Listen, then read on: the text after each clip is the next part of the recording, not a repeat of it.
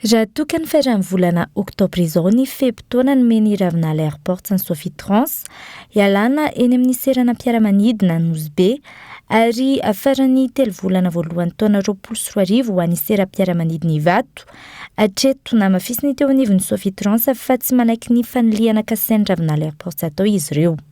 Aéroport vaovao io zany dia andray ny sidina rehetra mankany velany. Ny zavatra ataon'ny Ravinala Airport zany raha tsorona dia ny anilika ny Sophie Trans tsy ho ao anatin'izay terminal vaovao zay.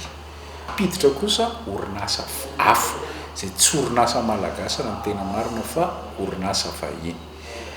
Dia ny tena hetsika ataon'ny Sophie Trans zany amin'izao fotoana izao dia ny fiarovana an'izay orinasa Sophie Trans zay satria voalohany indrindra orinasa malagasy nisy orinasa Sophie Trans zay orinasa efa niorina nandritra ny 50 taona ary nanao an'io asa io nandritra izay fotoana izay.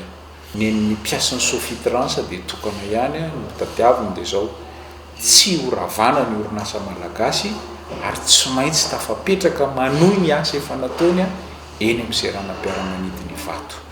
Fanimbanany orinasa malagasy no andraisany ireto farany izao fepetra izao.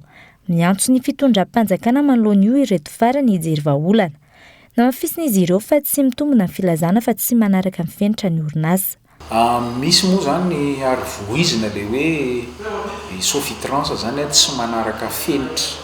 Ny zavatra isotonana ny sainy be sy ny maro dia zao Sophie Trans ny taona izay nijoroany zany orinasa zany dia tamin'ny 1979. Izany hoe tamin'ny herintaona izahay nankalaza amin'ny 15 taona ny orinasa Sophie Trans.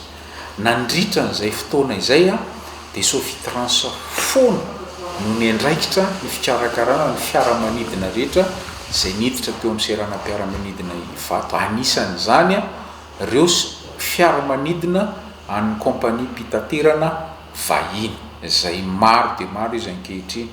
Ka raha tsy manaraka ny fenitra ve ny orinasa Sophie Trans dia afaka hanao an'izany asa zany miaraka amin'ireo kompania vahiny ireo.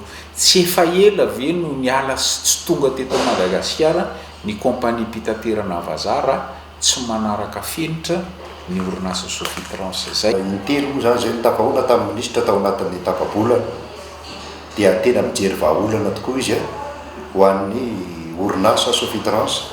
Ministra tompona andraikitra anazy ihany koa amin'ny ministry ny fitaterana tsy inona no miandraikitra ny Madagasikara mazava ho azy maha-zanaka ery Madagasikara ny Sophie Trans.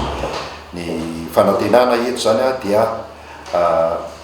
voaro ny orinasa malagasy ary tafapetraka soamantsara eny amin'ny aéroport vaovao.